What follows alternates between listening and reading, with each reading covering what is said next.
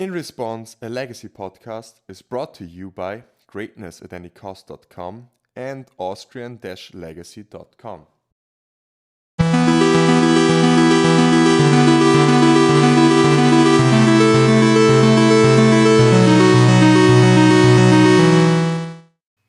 Hello everyone and welcome to the little milestone we've got this time, the first milestone in our podcasting career. This is our 10th episode of In Response, a legacy podcast. I'm Philip Klein I'm Daniel. And I'm Peter Plank, and we're talking about legacy. most of the time.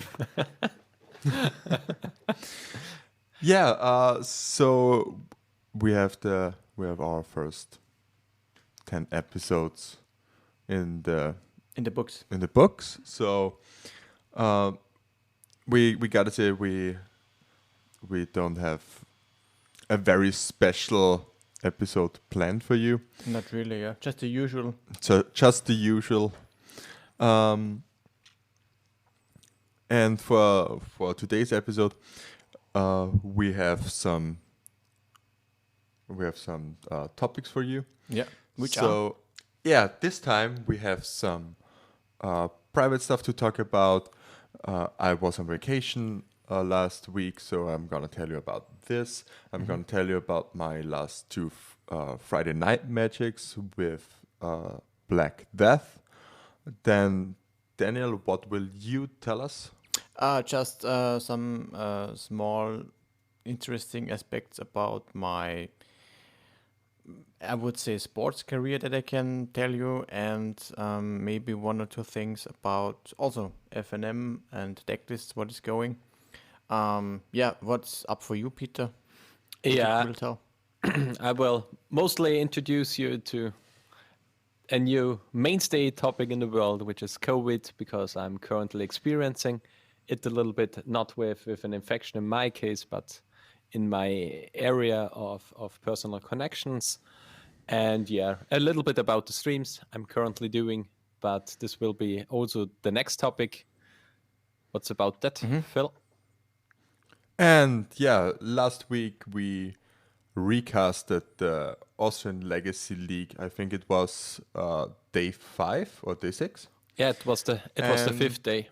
Day 5, yeah. The 5th day, and we got the whole crew together and recasted it and streamed it on Twitch. And then we're gonna tell you a little bit about that. And for the next topic, we're gonna talk about the huge legacy events from last weekend, the Eternal Weekend. Yay. And the last thing is, COVID. A little bit of our league, Yeah. the Austrian Legacy League. And what are we gonna do now with paper play that it is stopped? So at first, Daniel, tell us something. What's going on in your sports career at the moment? How's training? How does training work out? It's getting better for me.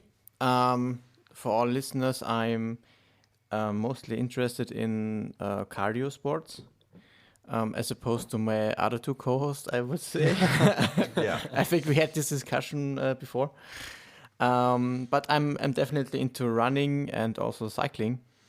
And my big goal for next year is to attend in a marathon, but not the full distance, just the half distance, which is So it's a half marathon, a yeah. half marathon, yes, with 21 kilometers. I'm sorry for USA listeners. I don't know the exact distances in miles, I have to say. I think it's 14 miles. I'm not sure. Something about that. Yeah. And for that, I'm attending, let's say, a course, a sports class specified for running. And what we did last Monday, for example, we had an interesting training where we let's say, performed some technical aspects and trainings to increase your running technique. And I had to say that is something that regular runners might underestimate. And I'm hoping that I could, yeah, use some of that technique that I learned to improve my overall performance in speed or my endurance, basically. Because as you can imagine, 21 kilometers is not that easy to accomplish. I'm a little bit scared, I have to say. Okay. Yeah, but my goal is actually to finish the 21 kilometers in 1 hour and 50 minutes, or let's say under that. So you have also a time limit Yes, for yourself. Okay. for Yeah. that's my personal goal, and I'm trying to go for that. And what I know is that the marathon for next year is scheduled to be in October. Yeah. In autumn. Yeah. Yeah, and so I have a whole year going from now to train for that. So that's my biggest hope that I can accomplish that. Yeah. Yeah. We actually talked about Mhm. to run it together. I Oh, yeah. haven't begun the training yet, but I certainly will. I mean, there's lots of time now, but Yeah. yeah, you gotta start slowly. I mean, it's sufficient if you start maybe once or twice a week. Yeah. I've run a half marathon before, Yeah. uh, just a one timer, and I wasn't really prepared for it. Okay. I was sore, I think, for about a week or 1.5 Sure. week after it. It was so painful, Yeah. but I did it, and it was a great feeling. And I think you don't even need that much training to go the full Yeah, I mean- to go the half marathon distance. But Yeah. that but with the personal goal you set yourself, that's a whole kind of story. So it's easy to go the distance, I agree. but to be in the right time It- limit, It's more that's difficult if you really set hard. yourself Yeah. a time limit like that. Yeah, I mean, I'm. It's not about finishing at all. I mean, I basically could do that. I imagine I can do that anytime. Yeah, it's not that I mean, hard. if You're just time is not a really, matter. really sore. And Yeah, it's for sure. so painful. I think my time was between something about 2.20, 2.30 Yeah. Okay. for my half marathon. That's not really a great time, no, but It's definitely fine. well, Yeah. it was okay. I think, yeah. And Yeah. Peter, what about you? Yeah, about the fitness topic, I can talk about this a little bit too, because yeah, as I said in the introduction, in the start, I'm currently experiencing how it is if you know someone that has COVID, and because of that, I'm now a little bit like more than a week. It's since I was last at the fitness studio and at the gym, and it really gets to me now. I really liked doing some amount of exercises a week, 2-3 times a week, and yeah, it really comes to my body now that I have to try to find something that can work for me to do some workout at home, because I'm not really the guy who wants to do stuff with his own weight. I've started now with doing in the machines at the gym to do some work there for breast muscles, for the back and stuff like that, to get a little bit more healthy in that regard. Besides only doing cardio training for the latest 2 months, and yeah, it really gets to me now. And yeah, as far as COVID, my brother is now infected with it, and because of the enforcement laws in Austria, he has to stay in Tyrol now for the next 2 months in a hotel where he was, because he's currently on a good way in getting a professional skier, and he stayed there with the USV. It's called in Austria the Austrian Ski Association, and yeah, he now has to stay there for the next 2 months, next 2 weeks, and yeah, I'm Oh, currently. it's just the weeks because okay, It's I just figured weeks. Yeah, okay 2 months would be a little bit long. no, it's just the infection time that Yeah, yeah. everything cools But down. isn't it 10 days in Austria right now?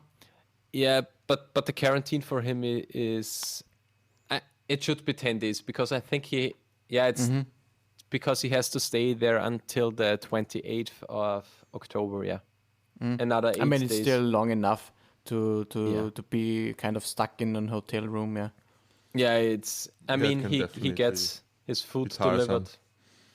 I mean, he gets his food Yeah. delivered into his room, but it's definitely not something you It want to gets experience. boring very fast. Yeah, Not the best there kind of isn't situation. that much on Netflix. Yeah, but yeah, it's currently a little bit weird. As you may hear it, we are doing this episode remote because I've had connection with my parents who were on the pre-day to his infection with my brother. I'm currently a little bit shut down from everyone else, and yeah, so I'm in my living room where we had the recast last week, and yeah, it's it's a little bit different, but with webcams, I can see my two co-hosts, and yeah, it's good. Yeah. Perfect. So yeah, what about you, Philip? You wanted to talk about magic and Yeah, vacation. yeah.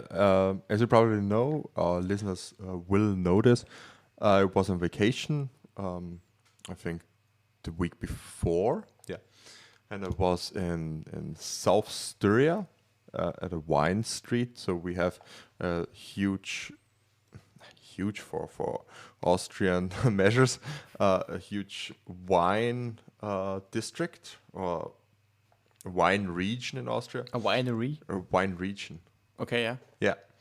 And I went there with my girlfriend, and we had a lovely time. We had such great weather.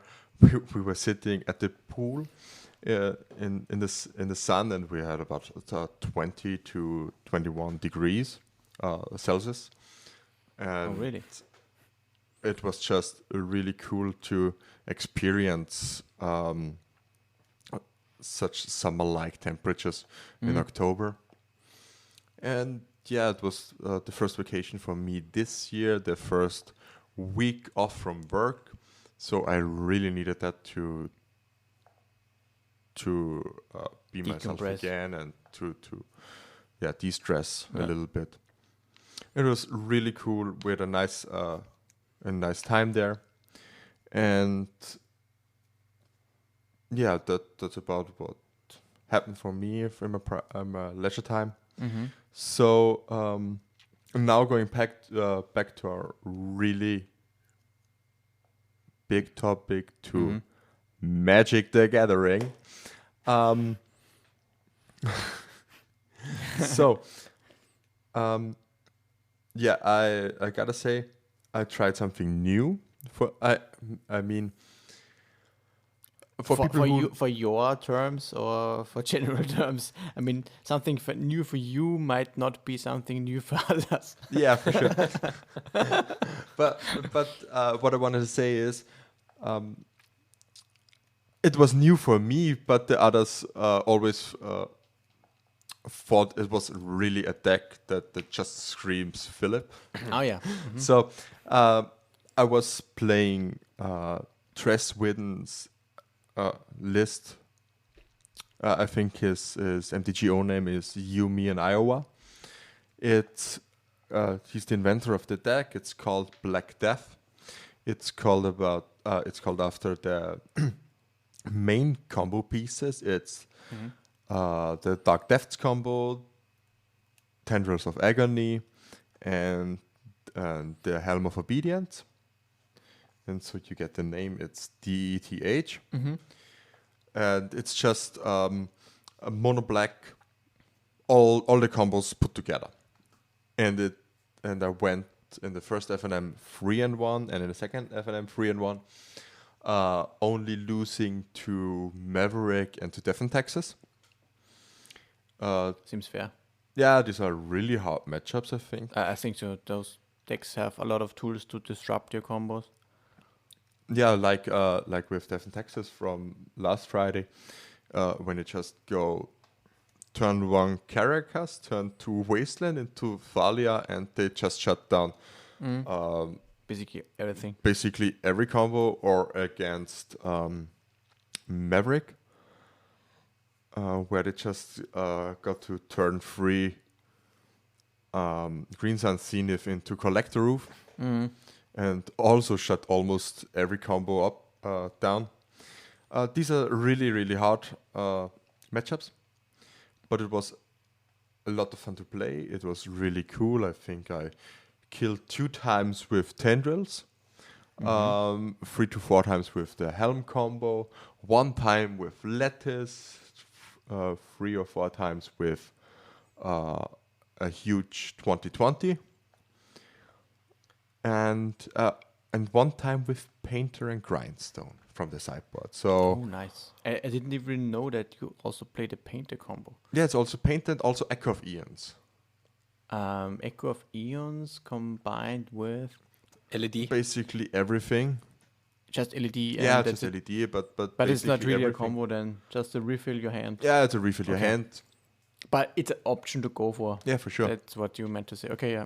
And it's a really cool deck. Everyone who wants to try something off the wall, I can recommend it. If you want to follow the constructor of the deck, it's at Tresswidden with double D on Twitter, and you and me in Iowa on MTGO, and I think also on Twitch. I'm not sure actually now, but you can find him definitely on Twitter. And for you, Daniel, how was your FNMs? I played. Usually, I played Tess in the last few weeks, but I'm originally more an Ent type of player. It was my original kind of Storm deck back in the day, and I was a little bit disappointed that Ent kind of, I don't know, it lost some of its power in the recent month. I don't know why actually. Maybe because of Whale of Summer? maybe because of Wheel of Summer, because Ant is not really a good deck to play around that. But in the last few weeks, it seems that Ant has maybe been improved in power level a little bit more. Yeah, so it's gotten Steam again. Yeah. I personally like a version that runs Whale of Summer themselves in the main deck. For example, I play 3 copies of it in the main deck currently. Typically, some or most ant lists that you find online don't really play Whale of Summer main deck. It's just mostly a one-off or some extra copies in the sideboard.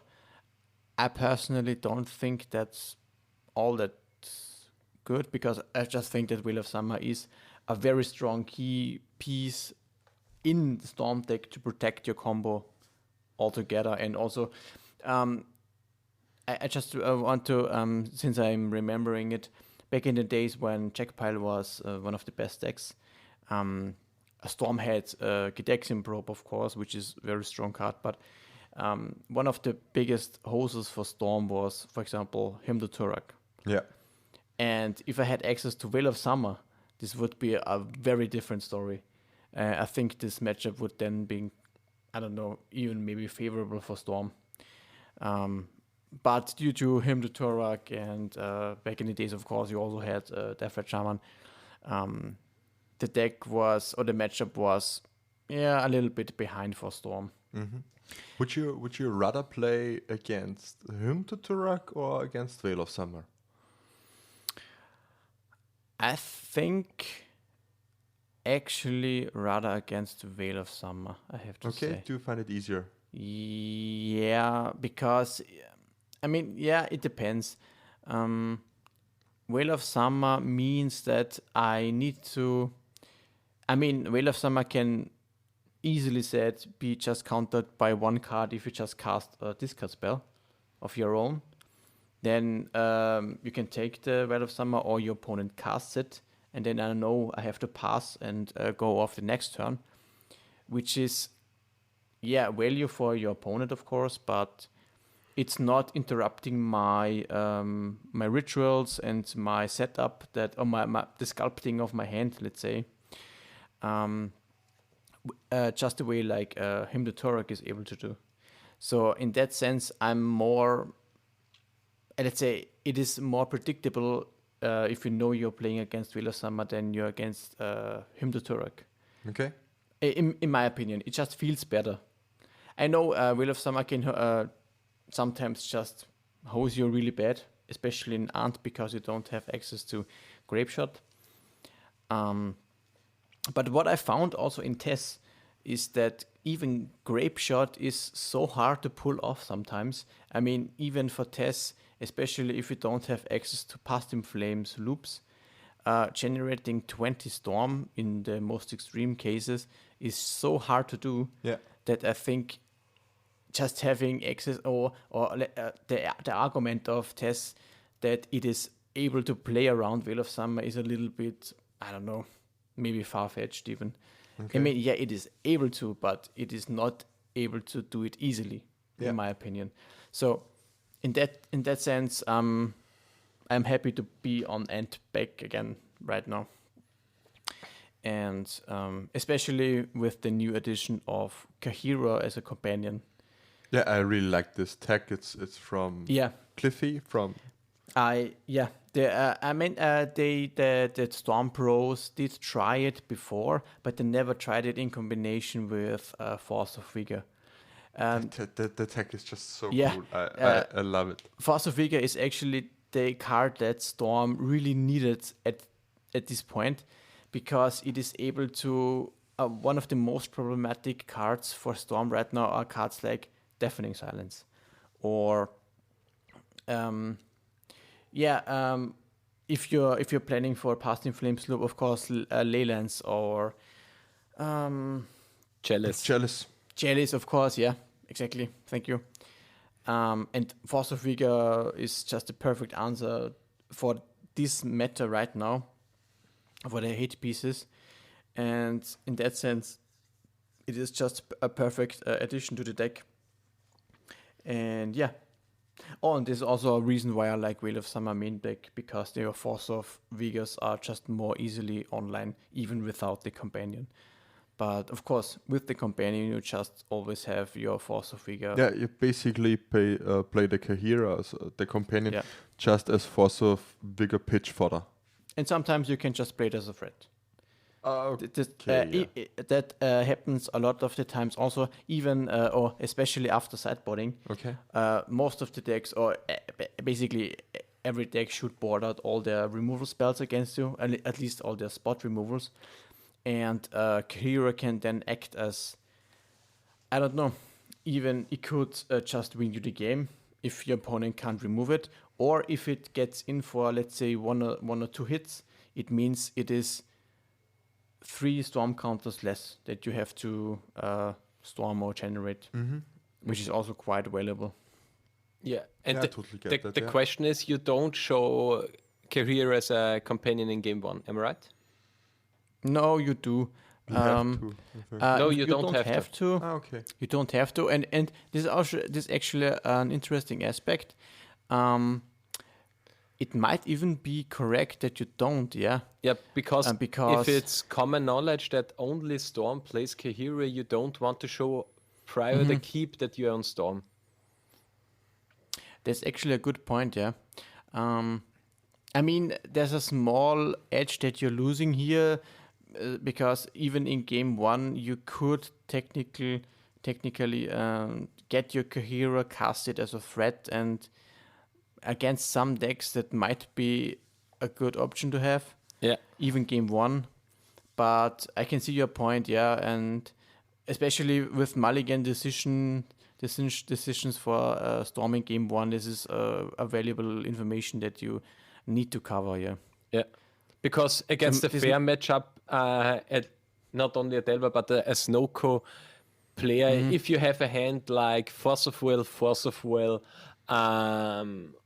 Oko, Ponder, Force of Negation, land or something like that, which could be debatable to keep because it does nothing against the fair deck, would be an okay keep against Storm if you know that they're on Storm, because it has no access to any remove spell or so you would lose the fair game. That's true.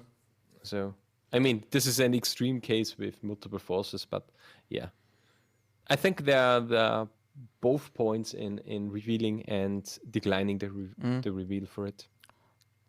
But after thinking about it, I kind of like the not revealing plan. Yeah, me too. I also think it's really good for game one. And then catch them off guard for game two and have Seems the good, ability actually. to ride an easy win to victory. I like it. And Yeah, what I that's cool. like is now that at least Cyrus posted on Twitter a new deck list for Ant. So there are now maybe some old faces, deck defining faces back in the game, which would be really, really good for Legacy and Ant in general.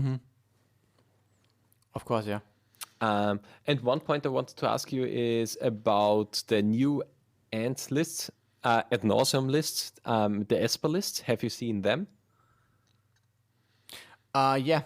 Actually, yeah. I saw them because Philip showed me one Yeah, one it's version. just so cool. I really like it. I think it's a really cool deck, but I haven't got the chance to try it out. But I definitely will. Okay. I think But I can't say much about it. Czechs got a 5-0 with it in the league, and it basically plays like the modern version. It just it doesn't kill with Lightning Storm and the Similar Spirit Guides, but it kills with Sickening Dreams. For anyone who doesn't know Sickening Dreams, it's for 1 and a black sorcery, and as an additional cost to cast this spell, you have to discard X cards. And it's each player loses X life. So basically, all you have to do is cast Angel's Grace and then Ad Nauseam for your deck. Make 2 mana, cast Sickening Dreams, discard 30 cards, and win on the spot. Okay. The cool thing with this kind of combo is here that it doesn't target. So it gets around the Whale of Summer, and it gets around it in the main deck, which is really cool, and you don't need a lot of Storm. Yeah. What I think, because I tried it a little bit on Magic Online, that it's sometimes really, really hard to get the mana.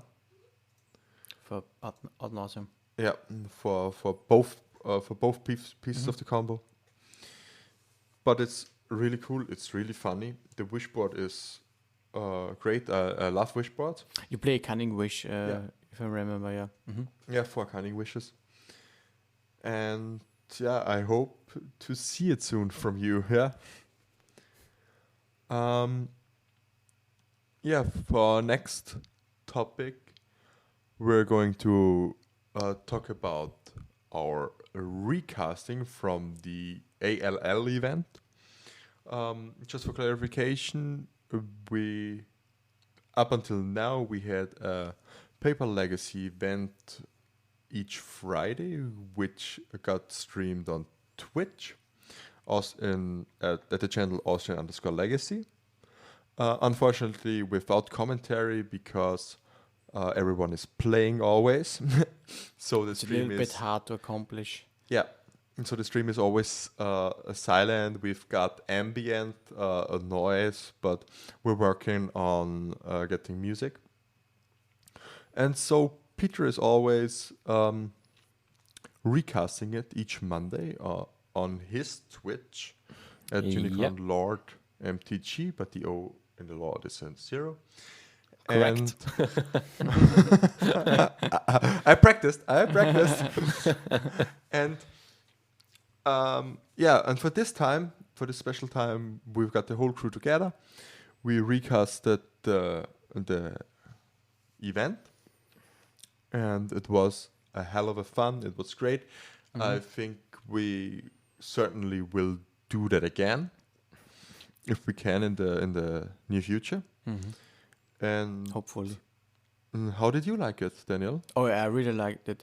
I have to say it is quite challenging if you have to think about, or let's say to be as relaxed as you should be to keep your head clear for concentrating on the match while also figuring out how you want to tell the people what is going on in your mind, because I know what I think when I see a board state and what to do, but it is oftentimes a little bit difficult to explain.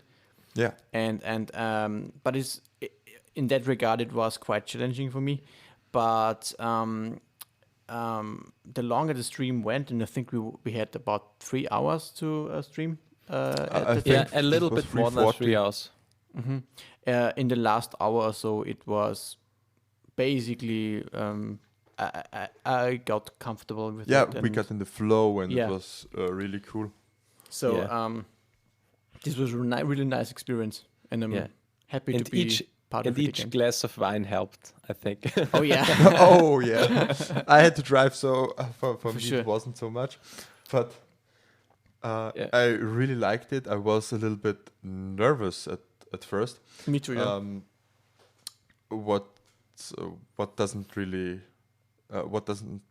really happen often to me. Yeah, I'm not really a nervous person at first, but this was a whole new story, a whole new thing for me. So even I got nervous there, and Yeah. I think you can also see it on the stream or on the bot we've posted on YouTube for everyone. We have now also a YouTube channel where we post or we upload the videos, the commentated videos from Peter and from us. And you can always rewatch them, and we've got timestamps, we've got it covered. So just go ahead and look us up on YouTube. It's Austrian Legacy League. We have a whopping 12 subscribers at the moment. So bring that number up. Yeah. Those are rookie numbers. We want to see at Those least are rookie 13. numbers. Yeah, 13 would be great. But the And most yeah. important number would be 69 Oh yeah, 420. or 666. or 1337 would be great too. Oh yeah, Oh, yeah. for sure. For sure. Yeah, that would be elite. Yeah. Yeah, I think that was the things we gotta say about the recast. What happens in the matches? Just watch the what I would Yeah, say. just watch the what. Yeah, that's what I wanted to say. We are always open for feedback, and you can always leave them in the YouTube comments, or just tweet them directly to us. You can always slide into DMs. On Twitter, it's @response_legacy. Yeah, for our next topic, we had probably the biggest and best Magic Online event in this whole year. I'm not even sure if it was the biggest in the whole history of Magic Online. It was the 3-day Eternal Weekend with 3 consecutive Tournaments. yeah. One on Friday, one on Saturday, and one on Sunday. The Friday one was called Eternal Weekend Caracas because the winner got a painting of a giant Caracas. Okay. And the second one was the Eternal Weekend Richard port. So the winner got a painting of Richard Port, and the third one from Sunday was the Eternal Weekend Maze of Ith. And like I said, the winner got a painting from Maze of Ith. The paintings are very valuable. I think they go for about $10,000 to $15,000 on the Yeah. secondary market. Really? So Okay. winning the Eternal Weekend is a really great success, and also a financial success. But I think if I would ever win something like that, which will probably never happen, I won't ever sell this. It's Yeah, sure. That's just it's your trophy. yeah, Basically, it's a trophy. you wouldn't sell your trophy. Never, yeah. never. I mean, if you have to buy something, then maybe, but it's just more valuable to you because it's something that you have accomplished. That this, Yeah, the personal value outweighs the financial value, I think. yeah, by far, by far. I also got my 2 trophies from the national championship, and the trophies are more valuable to me than the cards I've got with it. Yeah, the title is just so much more valuable. Yeah. At least for me, it's like that. Yeah, going over the deck lists from the Eternal Weekend Caracas. That's from Friday. This should be the first event here, yeah. Yeah, that's the first event. We've got just the top 8. We go over the top 8s here. In 8th place, we've got Bomb Track on Devon, Texas. On 7th place, we've got Blade 400 on Eldrazi Stumpy. 6th place is Matthew B3 on Snowco. And also on 5th place, Snowco from JPA 93. On 4th place, we've got another Devon, Texas from Christiani Bar. On 3rd place, we've got a Bug Hogeglis from Hey Cutie. On 2nd place, we've got Ragdelva from Gui Ducat from Daniel Gatchel. And on 1st place, we've got a Snowco list, a no red list, from Patrick Green. His moto handle is Green PM33. And Yeah, actually no red, even no blasts in the sideboard. yeah, I it's was a just no red checking list, that. yeah. Yeah. Okay. And so there were a lot of Okos. Oh A yeah, lot how of many Okos do we Brainstorm. have? And a lot of 29 Devon, Texas. copies. 29 copies. Two Devon, Texas lists. 2 Devon Texas lists, yeah. Yeah, the most played cards it displayed here is we have 29 copies of Oko. Is this for the top 16, right? It's for the top 16, yeah. So we have Okos in 62% of all decks. In the top 16, Of the top we- 16, yeah. We are now looking on Goldfish, so we only got the top 16 deck list published. I think Wizards only publishes the top 16 for this Yeah. event. Yeah. Yeah. Unlike Yeah. challenges where it's always top 32. I don't get it actually, because the events are so huge. I mean, we had about 1,700 players across the 3 tournaments. The first one we're talking about now had 581 players. The second one we'll talk about later, it had got 447 or 74. I'm not sure now. I've got the numbers mixed up. And the last one from Sunday got capped at 672. And I think they were the biggest Magic Online events ever. I'm not sure, but I think it's so. I mean, So, Legacy Challenge is just always for comparison, how many people are usually attending in a challenge? about 150. I think Okay. 60 to 100, something like Yeah, that. Okay. Yeah, that's something like that. Yeah. that's a total different level then, yeah. Maybe 120 or something like that. But Makes me really wonder why we only see Yeah. top 16. Yeah. One thing that was really good for these events were the God accounts that were provided from WotC in this case, which guarantees which you get every copy you need for the tournament except the Walking Dead Secret Lair. And I think some Jumpstart cards, not Jumpstart, it was another different set. There was not the Feed Artisan, the 3-drop that is played commonly in Show and Tell was also not provided for the God accounts. Oh, I remember. Is it Spellseeker or I think it was the same Artisan? set. Yeah, it's the Commander set, the Commander draft set, where the Okay. Yeah. dual Battle lands Bond. were provided. Battle Bond, yeah. Because as I've remembered it, Battle Bond's cards weren't included into it too, which is, I think a lot of Show and Tell players have now cutted it from the deck, the 3-drop.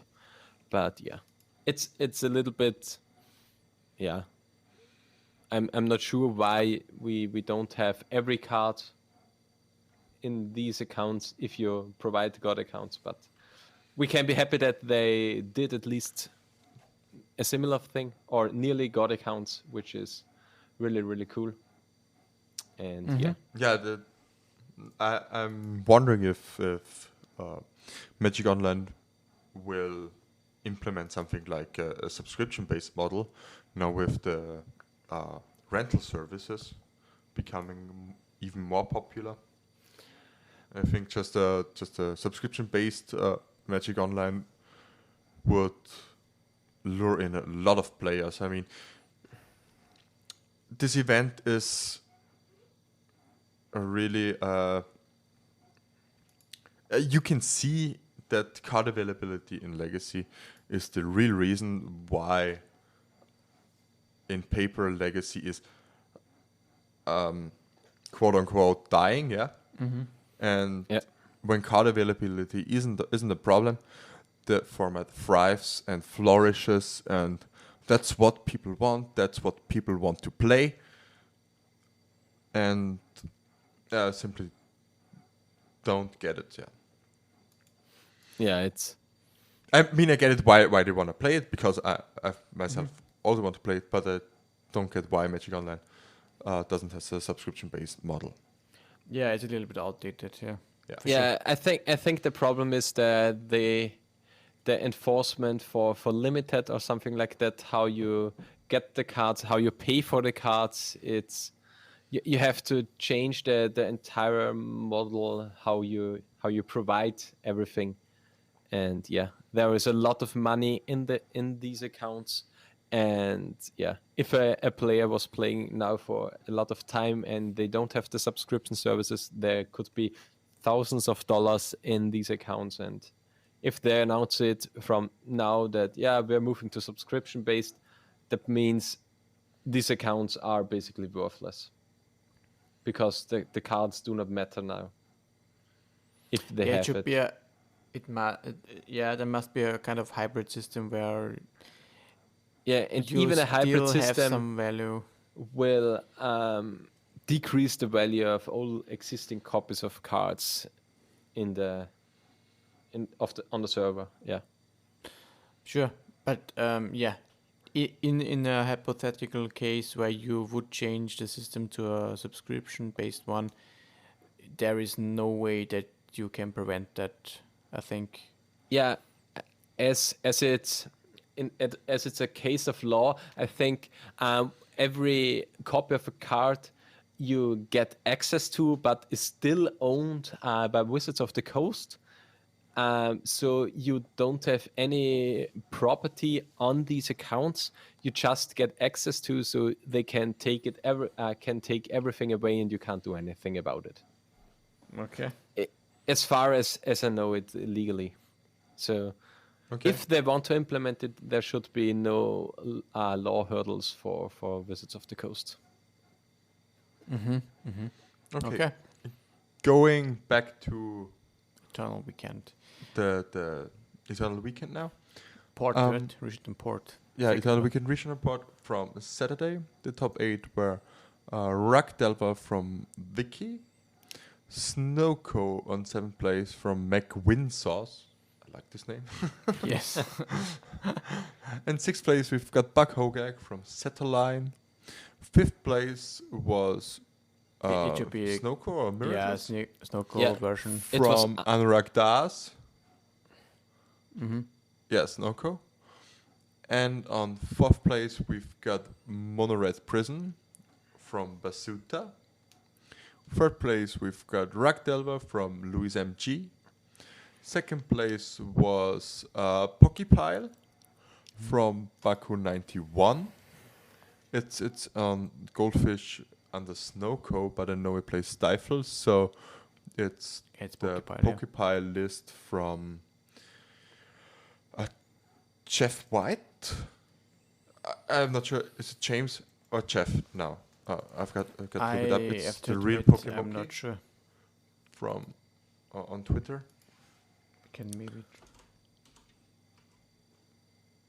I don't think you find it like that. yeah. Jay White. It's Yeah. Jay White. Yeah, Jay White. Yeah. Mm-hmm. And on 1st place we've got Devon, Texas Mm-hmm. from Toondoslav. I think I butchered the name here. What does this mean? Is Death in Texas broken now? I think we have to it's ban for Thalia. sure not broken. Yeah, we have to ban No. Thalia and also Ethelwire as well. Or maybe just Port because the event is called Richard and Port, right? Yeah. It's It's quite strong. cool that it was this event that Yeah. that Death That Texas won. Texas spiked, yeah. I mean, of course, Death in Texas got a little bit of an increase in power level because of Skyclave Apparition. Yeah. But this is definitely not a case to be made here that Death in Texas is too strong. Maybe it fell a little bit off the radar for a lot of people. And it did have a strong showing in the whole tournament, I think. I'm not even sure if that's the case for this specifically, but also I think for the other ones. Death in Texas performed at least okay Yeah. compared to typical tournaments. Yeah, I like it. I like it when Devon, Texas is A good a deck or a fine force deck, in the meta and is which hasn't been the case in the last few months. last months. few years. No. Yeah, in there have been some 2000 ups and downs. Yeah, the 25 When? year special Pro Tour was won by Devon, Texas. Yeah, it can sneak in a win here and there So sometimes. Yeah, but it wasn't good in the Jack Pile era. It wasn't good Yeah, in of course Brennan not. 6 era. And I mean, Death in Texas is never, I think, never a tier 1 deck. nah, for sure not. No. It's maximum, I don't know, tier 2 to 3, I'm not sure. It's like Dredge when Devon, Yeah. Texas isn't good, then it's good. Yeah. yeah, It has a Dredge problem. Yeah, But it's just so easily hated out. It's incredible. Yeah. And yeah, the Skycliffe Apparition has really turned the tides for this deck. I also, in this particular list, I really like the 24 lands. And I think it's 16 white sources he got. So every Yeah. Devon Texas player knows that this deck is really, really starved for white sources. And it's, as a monocolored deck, it always plays not enough. Yeah, on the lower edge. And sometimes people are cutting, I think, down to 23 lands sometimes, which I think is completely greedy. At first, the consensus was 23 lands. Yeah, and I think that's just, with 4 wastes and 4 ports, that's just way too greedy concerning. If you want to be able to cast Flicker Wisp, and now in the case of Skyclave Apparition or Concel's Judgment from the sideboard, you just want to hardcast those cards as well. And Yeah, and you need double white for this, yeah. yeah, and it's just impossible to support. And I really like the 11 planes. yeah. Of course, yeah. That's so cool. And Because one a lot of thing people, yeah. Yeah, Okay. Peter? One thing I really like about the list is the 2 Spirit of Labyrinth in the main deck. I have to admit that. It's just Oh yeah. a so good card in the meta with Uro running around. It turns down the power level of him so much. And Icewind Quartal. I mean, Icewind Quartal is mostly cast on the opponent's turn, but it decreases a lot of the power level of Ponder and each other cantrip. The blue Brainstorm, soup, of the course, also. brainstorm is just Yeah, bad. I was about to say that it feels so great to vial it in response to brainstorm. Yeah. That's just real good magic there. Yeah. Yeah, it's so far for this event. On the Eternal Weekend Maze of Ith, we've got in 8th place Esper Vile from Hey Nongman. On 7th place, we've got Anurag Das on Snowco Again, yeah. or Miracles. No, Does he yeah, play? I think it looks more like a It's Snowcore version. Shark Typhoon, so Yeah, it's a version Is of it playing Snowcore. 5-color it's a shark version of food? Snowco. Yeah, a 5-color Shark Typhoon. Yeah, Yeah, it's a Yeah. Snowco. I would say it's a Snowco It's more, variant. yeah. With Yeah. Dead of Winters. I'm not a fan of any from these Shark Typhoon lists. It's just not my I mean, playstyle. where do you draw the line, really? I mean, in this point, it's all They're kind definitely of the same strong. decks, and some choices, some card choices are different than others, and yeah, I think that they are all just reflavored Snowco lists. yeah, I With think a so too. different win con, with a miracle spell here, a Shark Yeah. Typhoon there, Yeah. another Euro here, or this color, that color. But it's definitely the same deck, just reflavored. Yeah, Like vanilla Coke, cherry Coke, normal Coke, Yeah. Coke Zero, it's all Coke Light. It's all just Coke. Yeah. On 6th place, we've got Monogreen Cloudburst from Sea Cream. On 5th place, we've got Ragdelve again from Twisted Wombat. 4th place, another Death in Texas from SO63. 63. On 3rd place, again, Buck Hogak from Westvale Preacher. What's remarkable is I think we've got 2 3rd place or even 3 3rd place Hogaks. Can we check this Third place, from the other? we have. Okay, no. There is one in sixth In place, 6th place from and first it was also 3rd place. third place. But so we have Hogaks in each top 8s. Yeah, in 3rd place, 6th place, and 3rd place. Yeah, and yeah. And from Westvale Preacher, on 2nd place, we've got Oops All Spells by Shervinator. It's Oops. Yeah. It's remarkable that he went that far. I think he went 12-0 and losing only in the finals. Yeah. So It's crazy, yeah. But yeah, it can it's happen, of crazy. course. I'm not sure. Did he dodge every Force of Will matchup? Might be. I mean, you can win through a Force of Will. You Or, have or every Rectification. Leyland matchup? I'm not sure now. There are ways to combat that. Yeah, You have tools like Force of Will on the sideboard. yeah. You have But- your Pact of Negations. I mean, you can win through that, but of course, it's just not very Likely. likely. It's yeah. funny that such a glass cannon. Yeah. Yeah. 12-0. I haven't thought it would be possible. Every time I play a glass cannon deck at FNM, I ran into every hate I can imagine. Yeah. But the just one can't thing win that through it. is really cool from his A little list bit is of trivia the here. 2 ground seal in the sideboard. The 2 ground seals in the sideboard should have been 2 additional chancellor of the annex, Yeah. but he tried something out and the Yeah. ground seal don't really work. Yeah, it just shuts off his side of the combo. And on Yeah. first place, What is in first place? we've got elves from Edusera. Yeah, which is quite nice actually. Um, we never really saw elves to be of high performance in the last few events, I think, if I remember. Yeah, Elves was certainly not here, and then it wins. I think it wasn't even in the top 16 from the other Eternal Weekend Yeah. lists. I mean, we got to check this.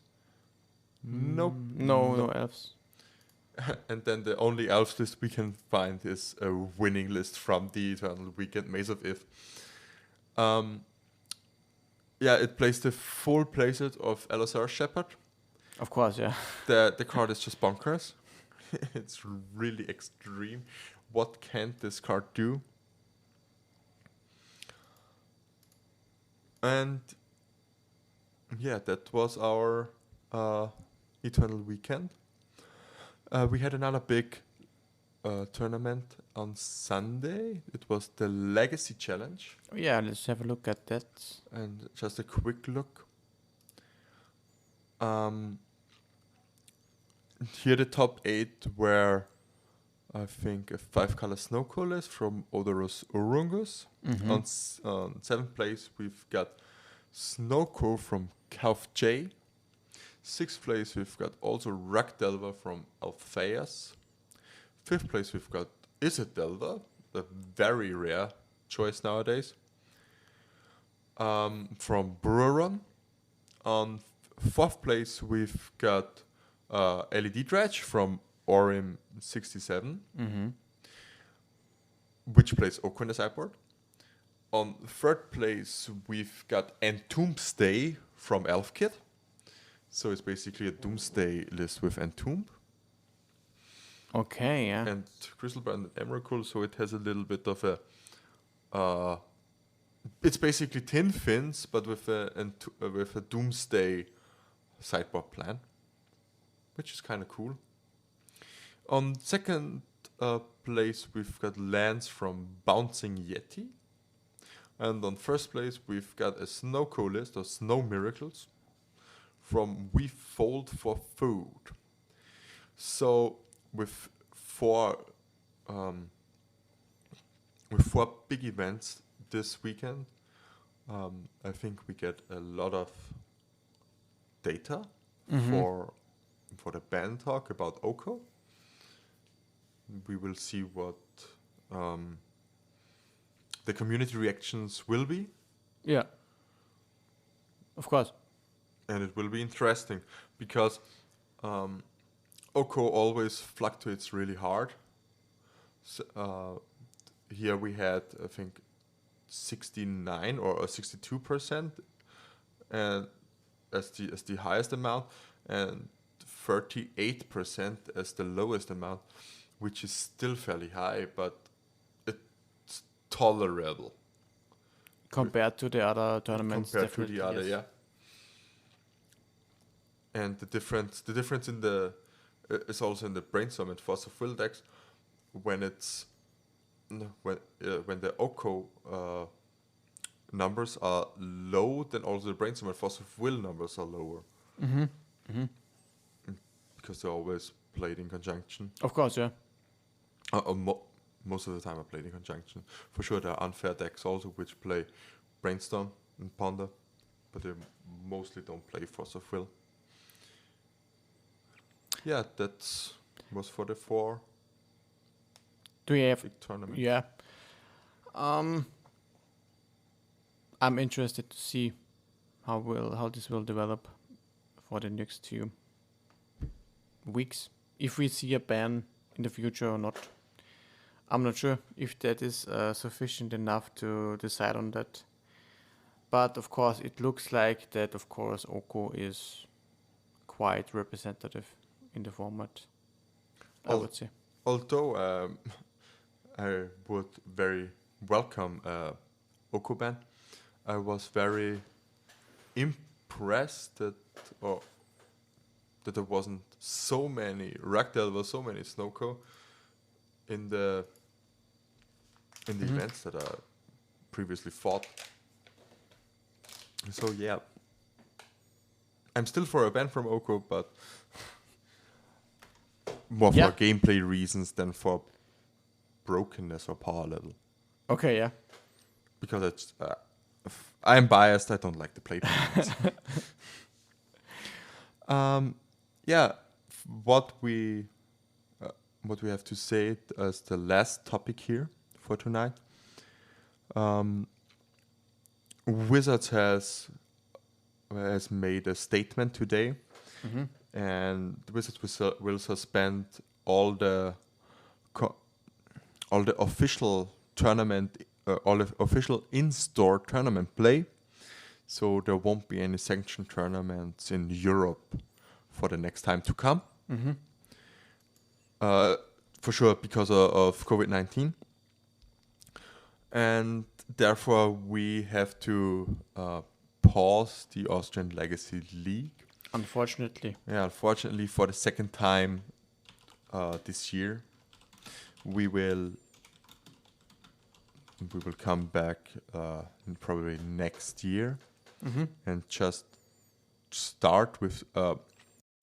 We try to make the best out of it, right? Yeah, we try to make the best of it. And Peter, what do you have to say? Yeah. I think what Philip tries to say is that even though we aren't allowed to make any in-store play or continue with the league play, we have to try to do something together in our group, in our community, to provide something for each other. We have to maybe we can make something happen online. Maybe we can organize some tournaments via Discord, for example. Might be a good idea. But we have to see in which way this would be feasible. I mean, there is a possibility that we can organize webcam tournaments so that we have it paper-based. Magic Online is a little bit different story because not all of us have access to all the cards. As we discussed before, it's not really feasible. Yeah. I mean, we've started after the first lockdown to play via X-Mage some FNMs, and this would be something we could do, because then we could do, more brewing or something like that, because not everyone is able to buy brew cards or something like that, because we are not in a lockdown, but we are locked down. So we have make to the best out of it, do the best out of it, I would say. Do we have anything other to add to this? I think for tonight this is a wrap up. Yeah, we had some technical difficulties. Okay.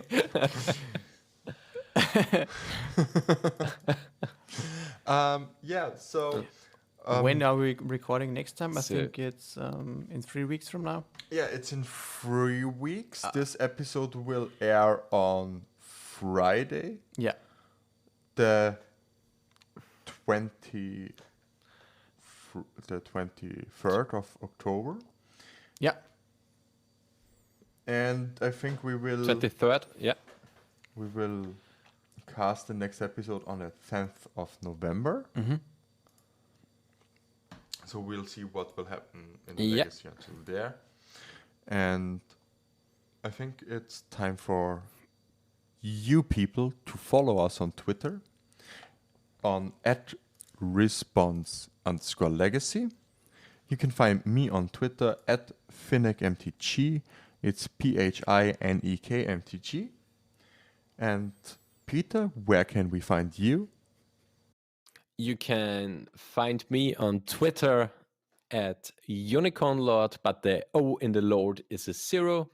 You can find me regularly on Twitch, mostly Mondays, but maybe I will tune in on another day in the week on Unicorn Lord MTG, but the O in the Lord is another 0. And where can we find you, Daniel? You can find me on Twitter, which is @FlyingDelver, and also my website, which is greatness@addingcost.com, of course. Philip, Did you say where you can find you? Or Yeah, I already told the listeners. Um, but you also can find us on YouTube at Austrian Legacy League, and also on Twitch, Austrian_Legacy. And I think it's enough for today. And we wrap it up here. See you next time.